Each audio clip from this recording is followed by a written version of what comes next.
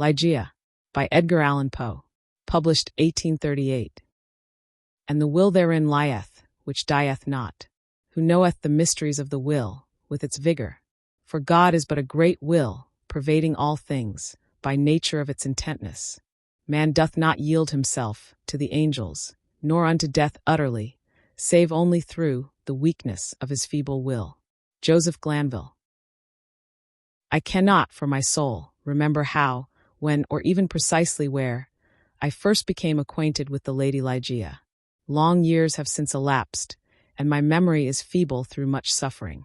Or perhaps I cannot now bring these points to mind, because in truth, the character of my beloved, her rare learning, her singular yet placid cast of beauty, and the thrilling and enthralling eloquence of her low musical language, made their way into my heart by paces so steadily and stealthily progressive that they have been unnoticed and unknown. Yet I believe that I met her first and most frequently in some large, old, decaying city near the Rhine. Of her family, I have surely heard her speak. That it is of a remotely ancient date cannot be doubted. Ligeia, Ligeia, in studies of a nature more than all else adapted to deaden impressions of the outward world, it is by that sweet word alone, by Ligeia, that I bring before mine eyes in fancy the image of her who is no more. And now, while I write, a recollection flashes upon me that I have never known the paternal name of her who was my friend and my betrothed, and who became the partner of my studies, and finally the wife of my bosom. Was it a playful charge on the part of my Ligeia? Or was it a test of my strength of affection, that I should institute no inquiries upon this point? Or was it rather a caprice of my own, a wildly romantic offering on the shrine of the most passionate devotion? I but indistinctly recall the fact itself. What wonder that I have utterly forgotten the circumstances which originated or attended it.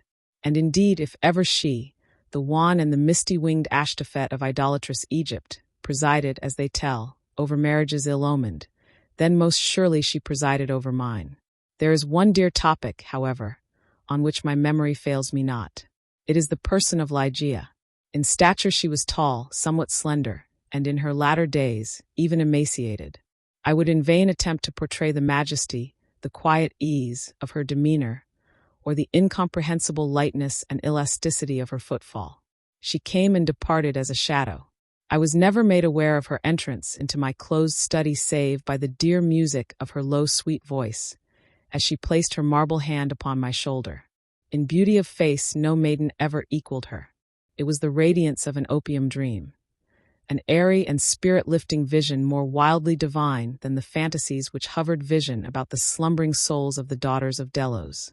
Yet her features were not of that regular mold which we have been falsely taught to worship in the classical labors of the heathen. There is no exquisite beauty, says Bacon, Lord Verulam, speaking truly of all the forms and genera of beauty, without some strangeness in the proportion. Yet, although I saw that the features of Ligeia were not of a classic regularity, although I perceived that her loveliness was indeed exquisite, and felt that there was much of strangeness pervading it, yet I have tried in vain to detect the irregularity and to trace home my own perception of the strange. I examined the contour of the lofty and pale forehead. It was faultless. How cold indeed that word when applied to a majesty so divine! The skin rivaling the purest ivory, the commanding extent and repose, the gentle prominence of the regions above the temples. And then the raven black, the glossy, the luxuriant and naturally curling tresses, setting forth the full force of the Homeric epithet. Hyacinthine. I looked at the delicate outlines of the nose, and nowhere but in the graceful medallions of the Hebrews had I beheld a similar perfection.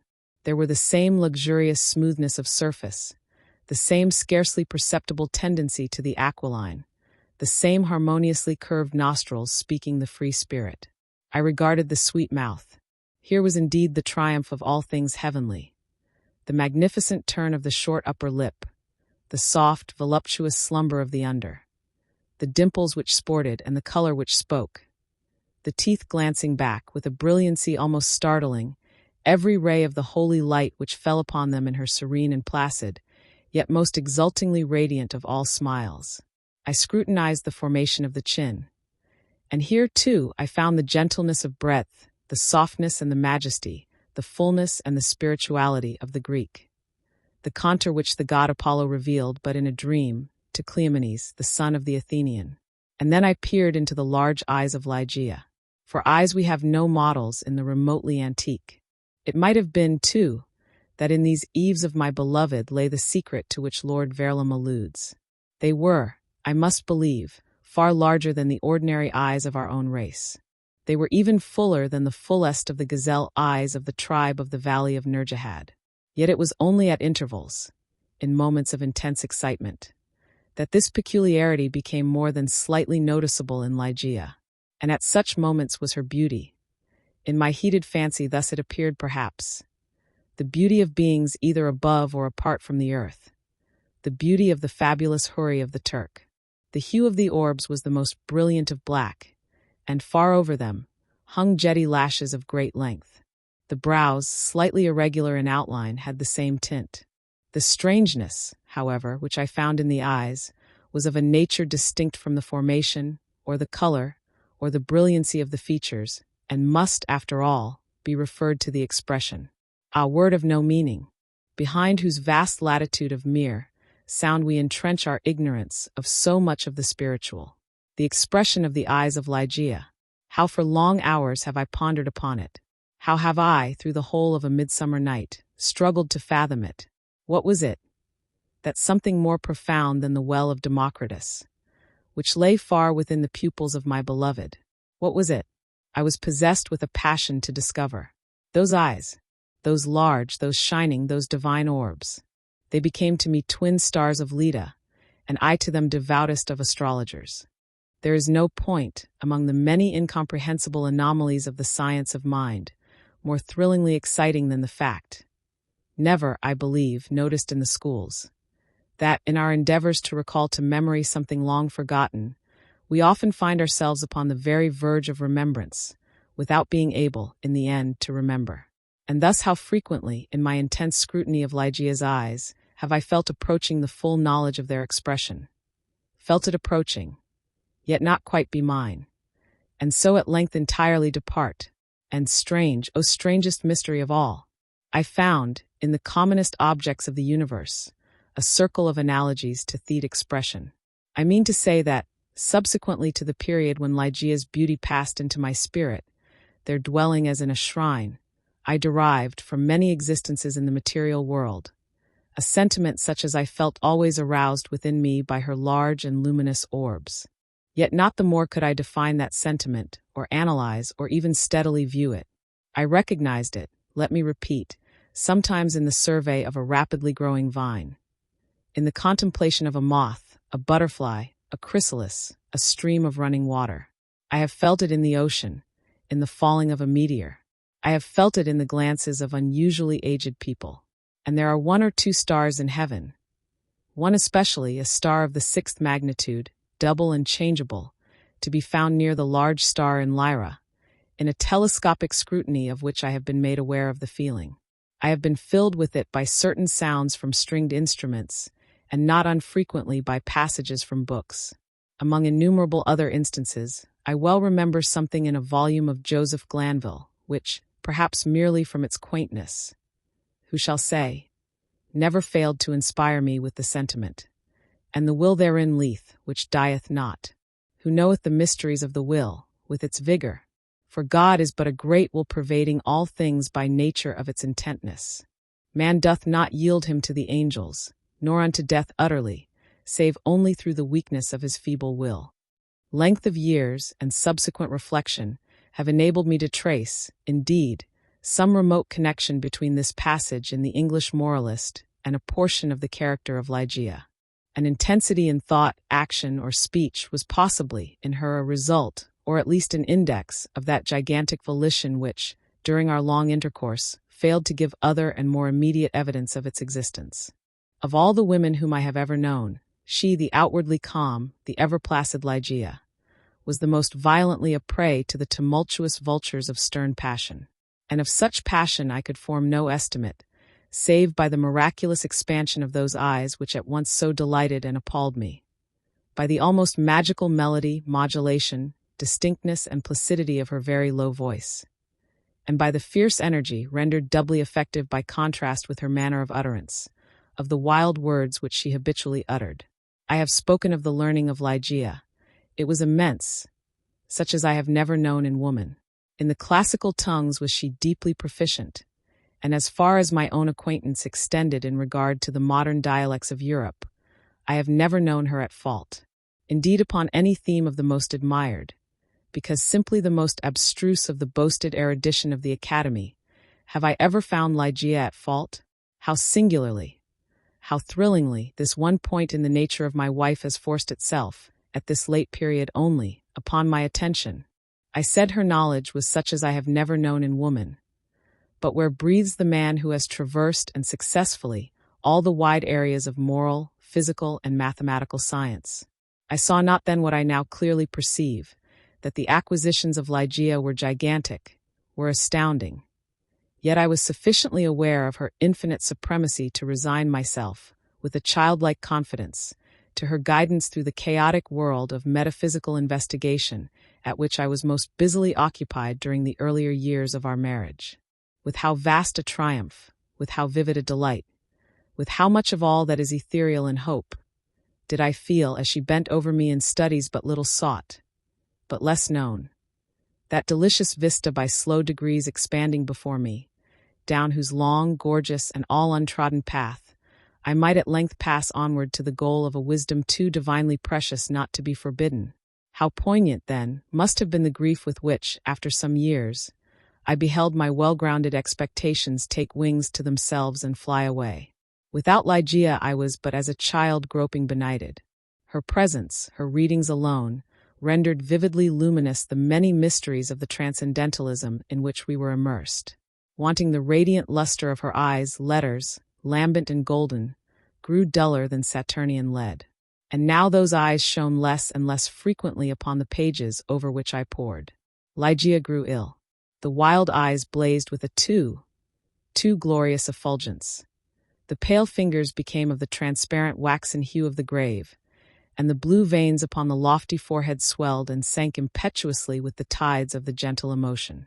I saw that she must die, and I struggled desperately in spirit with the grim Azrael. And the struggles of the passionate wife were, to my astonishment, even more energetic than my own. There had been much in her stern nature to impress me with the belief that, to her, death would have come without its terrors. But not so. Words are impotent to convey any just idea of the fierceness of resistance with which she wrestled with the shadow. I groaned in anguish at the pitiable spectacle, would have soothed. I would have reasoned, but in the intensity of her wild desire for life, solace and reason were the uttermost folly. Yet not until the last instance, amid the most convulsive writhings of her fierce spirit, was shaken the external placidity of her demeanor. Her voice grew more gentle, grew more low, yet I would not wish to dwell upon the wild meaning of the quietly uttered words. My brain reeled as I hearkened entranced to a melody more than mortal, to assumptions and aspirations which mortality had never before known. That she loved me I should not have doubted, and I might have been easily aware that, in a bosom such as hers, love would have reigned no ordinary passion. But in death only was I fully impressed with the strength of her affection. For long hours, detaining my hand, would she pour out before me the overflowing of a heart whose more than passionate devotion amounted to idolatry. How had I deserved to be so blessed by such confessions? How had I deserved to be so cursed with the removal of my beloved in the hour of her making them? But upon this subject I cannot bear to dilate. Let me say only that in Ligeia's more than womanly abandonment to a love, alas, all unmerited, all unworthily bestowed, I at length recognized the principle of her longing with so wildly earnest a desire for the life which was now fleeing so rapidly away. It is this wild longing, it is this eager vehemence of desire for life, but for life, that I have no power to portray, no utterance capable of expressing.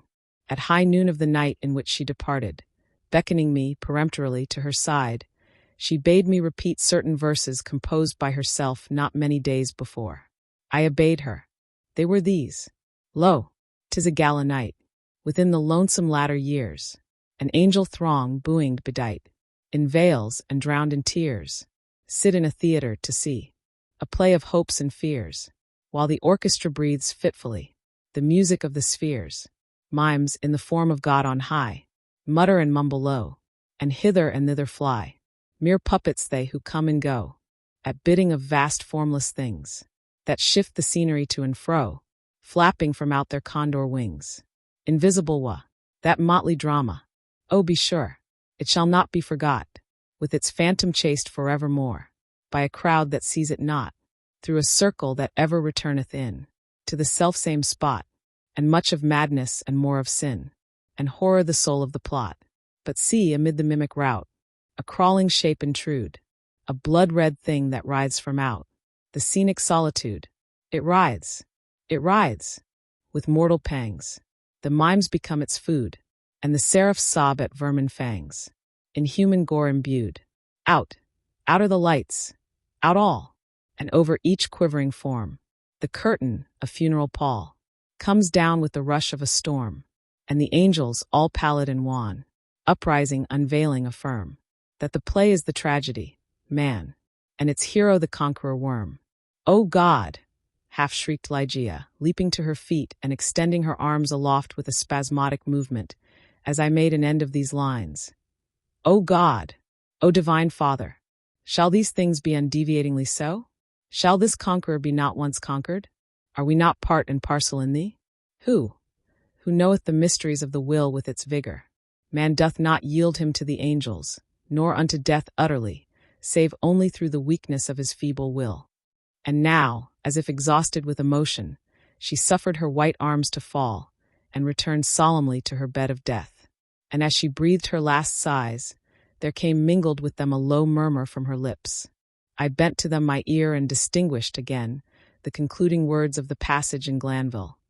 "Man doth not yield him to the angels, nor unto death utterly, save only through the weakness of his feeble will." She died. And I, crushed into the very dust with sorrow, could no longer endure the lonely desolation of my dwelling in the dim and decaying city by the Rhine. I had no lack of what the world calls wealth. Ligeia had brought me far more, very far more than ordinarily falls to the lot of mortals.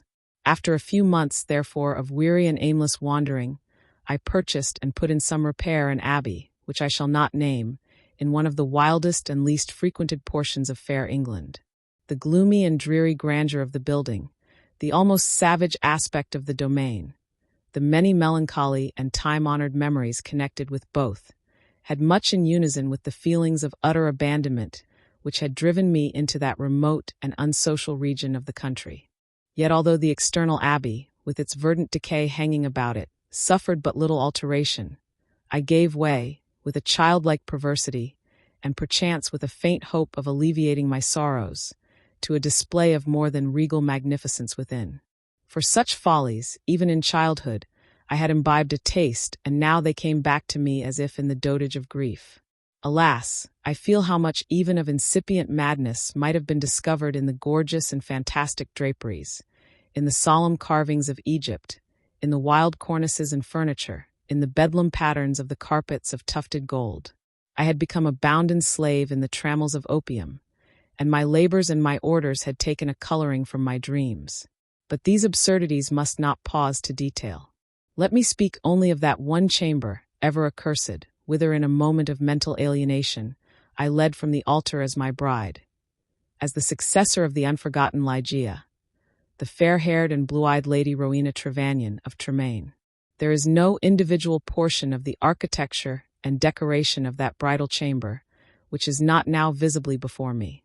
Where were the souls of the haughty family of the bride, when, through thirst of gold, they permitted to pass the threshold of an apartment so bedecked, a maiden and a daughter so beloved? I have said that I minutely remember the details of the chamber, yet I am sadly forgetful on topics of deep moment. And here there was no system, no keeping, in the fantastic display, to take hold upon the memory. The room lay in a high turret of the castellated abbey, was pentagonal in shape, and of capacious size. Occupying the whole southern face of the pentagon was the sole window, an immense sheet of unbroken glass from Venice, a single pane, and tinted of a leaden hue, so that the rays of either the sun or moon, passing through it, fell with a ghastly luster on the objects within. Over the upper portion of this huge window extended the trellis work of an aged vine, which clambered up the massy walls of the turret. The ceiling, of gloomy-looking oak, was excessively lofty, vaulted, and elaborately fretted with the wildest and most grotesque specimens of a semi-Gothic, semi-Druidical device. From out the most central recess of this melancholy vaulting depended, by a single chain of gold with long links, a huge censer of the same metal, Saracenic in pattern, and with many perforations so contrived that there writhed in and out of them, as if endued with a serpent vitality, a continual succession of party-colored fires. Some few ottomans and golden candelabra of Eastern figure were in various stations about, and there was the couch too, bridal couch, of an Indian model and low and sculptured of solid ebony, with a pall-like canopy above. In each of the angles of the chamber stood on end a gigantic sarcophagus of black granite, from the tombs of the kings over against Luxor, with their aged lids full of immemorial sculpture. But in the draping of the apartment lay, alas, the chief fantasy of all. The lofty walls, gigantic in height, even unproportionably so, were hung from summit to foot in vast folds with a heavy and massive-looking tapestry. Tapestry of a material which was found alike as a carpet on the floor, as a covering for the ottomans and the ebony bed, as a canopy for the bed, and as the gorgeous volutes of the curtains which partially shaded the window. The material was the richest cloth of gold. It was spotted all over, at irregular intervals, with arabesque figures, about a foot in diameter, and wrought upon the cloth in patterns of the most jetty black. But these figures partook of the true character of the arabesque only when regarded from a single point of view. By a contrivance now common, and indeed traceable to a very remote period of antiquity, they were made changeable in aspect. To one entering the room, they bore the appearance of simple monstrosities, but upon a farther advance, this appearance gradually departed, and step by step, as the visitor moved his station in the chamber, he saw himself surrounded by an endless succession of the ghastly forms which belonged to the superstition of the Norman, or arise in the guilty slumbers of the monk. The phantasmagoric effect was vastly heightened by the artificial introduction of a strong continual current of wind behind the draperies, giving a hideous and uneasy animation to the whole. In halls such as these, in a bridal chamber such as this, I passed, with the Lady of Tremaine, the unhallowed hours of the first month of our marriage, passed them with but little disquietude, that my wife dreaded the fierce moodiness of my temper, that she shunned me and loved me but little, I could not help perceiving, but it gave me rather pleasure than otherwise. I loathed her with a hatred belonging more to demon than to man. My memory flew back, oh, with what intensity of regret, to Ligeia, the beloved, the august, the beautiful, the entombed. I reveled in recollections of her purity, of her wisdom, of her lofty, her ethereal nature, of her passionate, her idolatrous love. Now then, did my spirit fully and freely burn with more than all the fires of her own. In the excitement of my opium dreams, for I was habitually fettered in the shackles of the drug, I would call aloud upon her name, during the silence of the night, or among the sheltered recesses of the glens by day, as if, through the wild eagerness, the solemn passion, the consuming ardor of my longing for the departed, I could restore her to the pathway she had abandoned. Ah, could it be forever? Upon the earth, about the commencement of the second month of the marriage, the Lady Rowena was attacked with sudden illness, from which her recovery was slow. The fever which consumed her rendered her nights uneasy, and in her perturbed state of half-slumber, she spoke of sounds and of motions in and about the chamber of the turret, which I concluded had no origin save in the distemper of her fancy, or perhaps in the phantasmagoric influences of the chamber itself. She became at length convalescent, finally well. Yet but a brief period elapsed, ere a second more violent disorder again threw her upon a bed of suffering, and from this attack her frame, at all times feeble, never altogether recovered. Her illnesses were, after this epoch, of alarming character, and of more alarming recurrence, defying alike the knowledge and the great exertions of her physicians. With the increase of the chronic disease which had thus, apparently, taken too sure hold upon her constitution to be eradicated by human means, I could not fail to observe a similar increase in the nervous irritation of her temperament, and in her excitability by trivial causes of fear. She spoke again, and now more frequently and pertinaciously, of the sounds, of the slight sounds, and of the unusual motions among the tapestries, to which she had formerly alluded. One night, near the closing in of September, she pressed this distressing subject with more than usual emphasis upon my attention.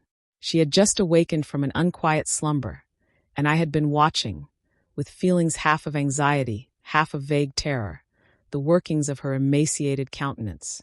I sat by the side of her ebony bed, upon one of the ottomans of India. She partly arose and spoke in an earnest low whisper of sounds which she then heard, but which I could not hear, of motions which she then saw, but which I could not perceive. The wind was rushing hurriedly behind the tapestries, and I wished to show her what, let me confess it, I could not all believe, that those almost inarticulate breathings, and those very gentle variations of the figures upon the wall, were but the natural effects of that customary rushing of the wind. But a deadly pallor, overspreading her face, had proved to me that my exertions to reassure her would be fruitless. She appeared to be fainting, and no attendants were within call. I remembered where was deposited a decanter of light wine which had been ordered by her physicians, and hastened across the chamber to procure it. But, as I stepped beneath the light of the censer, two circumstances of a startling nature attracted my attention. I had felt that some palpable, although invisible, object had passed lightly by my person, and I saw that there lay upon the golden carpet, in the very middle of the rich luster thrown from the censer, a shadow, a faint, indefinite shadow of angelic aspect, such as might be fancied for the shadow of a shade. But I was wild with the excitement of an immoderate dose of opium, and heeded these things but little, nor spoke of them to Rowena. Having found the wine, I recrossed the chamber, and poured out a gobletful, which I held to the lips of the fainting lady. She had now partially recovered, however, and took the vessel herself, while I sank upon an ottoman near me, with my eyes fastened upon her person. It was then that I became distinctly aware of a gentle footfall upon the carpet, and near the couch, and in a second thereafter, as Rowena was in the act of raising the wine to her lips, I saw, or may have dreamed that I saw, fall within the goblet, as if from some invisible spring in the atmosphere of the room, 3 or 4 large drops of a brilliant and ruby-colored fluid. If this I saw, not so Rowena. She swallowed the wine unhesitatingly, and I forbore to speak to her of a circumstance which must, after all, I considered, have been but the suggestion of a vivid imagination, rendered morbidly active by the terror of the lady, by the opium, and by the hour. Yet I cannot conceal it from my own perception that, immediately subsequent to the fall of the ruby drops, a rapid change for the worse took place in the disorder of my wife, so that on the 3rd subsequent night the hands of her menials prepared her for the tomb, and on the 4th I sat alone, with her shrouded body, in that fantastic chamber which had received her as my bride. Wild visions, opium engendered, flitted shadow-like before me. I gazed with unquiet eye upon the sarcophagi in the angles of the room, upon the varying figures of the drapery, and upon the writhing of the party-colored fires in the censer overhead. My eyes then fell, as I called to mind the circumstances of a former night, to the spot beneath the glare of the censer where I had seen the faint traces of the shadow. It was there, however, no longer, and breathing with greater freedom, I turned my glances to the pallid and rigid figure upon the bed. Then rushed upon me 1,000 memories of Ligeia, and then came back upon my heart, with the turbulent violence of a flood, the whole of that unutterable with which I had regarded her thus enshrouded. The night waned, and still, with a bosom full of bitter thoughts of the one only and supremely beloved, I remained gazing upon the body of Rowena. It might have been midnight, or perhaps earlier or later, for I had taken no note of time, when a sob, low, gentle, but very distinct, startled me from my reverie. I felt that it came from the bed of ebony, the bed of death. I listened in an agony of superstitious terror, but there was no repetition of the sound. I strained my vision to detect any motion in the corpse, but there was not the slightest perceptible. Yet I could not have been deceived. I had heard the noise, however faint, and my soul was awakened within me. I resolutely and perseveringly kept my attention riveted upon the body. Many minutes elapsed before any circumstance occurred tending to throw light upon the mystery. At length it became evident that a very feeble, and barely noticeable tinge of color had flushed up within the cheeks, and along the sunken small veins of the eyelids. Through a species of unutterable horror and awe, for which the language of mortality has no sufficiently energetic expression, I felt my heart cease to beat, my limbs grow rigid where I sat. Yet a sense of duty finally operated to restore my self-possession. I could no longer doubt that we had been precipitate in our preparations, that Rowena still lived. It was necessary that some immediate exertion be made. Yet the turret was altogether apart from the portion of the abbey tenanted by the servants. There were none within call. I had no means of summoning them to my aid without leaving the room for many minutes, and this I could not venture to do. I therefore struggled alone in my endeavors to call back the spirit ill hovering. In a short period it was certain, however, that a relapse had taken place. The color disappeared from both eyelid and cheek, leaving a wanness even more than that of marble. The lips became doubly shriveled and pinched up in the ghastly expression of death. A repulsive clamminess and coldness overspread rapidly the surface of the body, and all the usual rigorous illness immediately supervened. I fell back with a shudder upon the couch from which I had been so startlingly aroused, and again gave myself up to passionate waking visions of Ligeia. An hour thus elapsed when, could it be possible?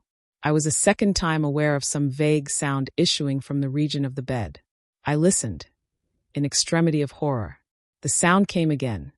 It was a sigh. Rushing to the corpse, I distinctly saw, a tremor upon the lips. In a minute afterward they relaxed, disclosing a bright line of the pearly teeth. Amazement now struggled in my bosom with the profound awe which had hitherto reigned there alone. I felt that my vision grew dim, that my reason wandered, and it was only by a violent effort that I at length succeeded in nerving myself to the task which duty thus once more had pointed out. There was now a partial glow upon the forehead and upon the cheek and throat. A perceptible warmth pervaded the whole frame. There was even a slight pulsation at the heart. The lady lived, and with redoubled ardor I betook myself to the task of restoration. I chafed and bathed the temples and the hands, and used every exertion which experience, and no little medical reading, could suggest. But in vain. Suddenly the color fled, the pulsation ceased, the lips resumed the expression of the dead, and in an instant afterward, the whole body took upon itself the icy chilliness, the livid hue, the intense rigidity, the sunken outline, and all the loathsome peculiarities of that which has been, for many days, a tenant of the tomb. And again I sunk into visions of Ligeia. And again, what marvel that I shudder while I write, again there reached my ears a low sob from the region of the ebony bed. But why shall I minutely detail the unspeakable horrors of that night? Why shall I pause to relate how, time after time, until near the period of the grey dawn, this hideous drama of revivification was repeated? How each terrific relapse was only into a sterner and apparently more irredeemable death? How each agony wore the aspect of a struggle with some invisible foe? And how each struggle was succeeded by I know not what of wild change in the personal appearance of the corpse? Let me hurry to a conclusion. The greater part of the fearful night had worn away, and she who had been dead once again stirred. And now more vigorously than hitherto, although arousing from a dissolution more appalling in its utter hopelessness than any. I had long ceased to struggle or to move, and remained sitting rigidly upon the ottoman, a helpless prey to a whirl of violent emotions, of which extreme awe was perhaps the least terrible, the least consuming. The corpse, I repeat, stirred, and now more vigorously than before. The hues of life flushed up with unwonted energy into the countenance. The limbs relaxed, and save that the eyelids were yet pressed heavily together, and that the bandages and draperies of the grave still imparted their charnel character to the figure, I might have dreamed that Rowena had indeed shaken off, utterly, the fetters of death. But if this idea was not, even then, altogether adopted, I could at least doubt no longer, when, arising from the bed, tottering, with feeble steps, with closed eyes, and with the manner of one bewildered in a dream, the thing that was enshrouded advanced boldly and palpably into the middle of the apartment. I trembled not. I stirred not, for a crowd of unutterable fancies connected with the air, the stature, the demeanor of the figure, rushing hurriedly through my brain, had paralyzed, had chilled me into stone. I stirred not, but gazed upon the apparition. There was a mad disorder in my thoughts, a tumult unappeasable. Could it, indeed, be the living Rowena who confronted me? Could it indeed be Rowena at all? The fair-haired, the blue-eyed Lady Rowena Trevanion of Tremaine? Why should I doubt it? The bandage lay heavily about the mouth. But then might it not be the mouth of the breathing Lady of Tremaine? And the cheeks there were the roses as in her noon of life.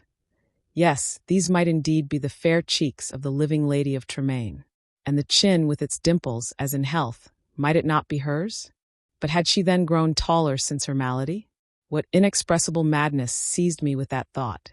One bound, and I had reached her feet. Shrinking from my touch, she let fall from her head, unloosened, the ghastly cerements which had confined it, and there streamed forth, into the rushing atmosphere of the chamber, huge masses of long and disheveled hair. It was blacker than the raven wings of the midnight, and now slowly opened the eyes of the figure which stood before me. Here then, at least, I shrieked aloud, can I never be mistaken? These are the full and the black and the wild eyes of my lost love, of the lady Ligeia.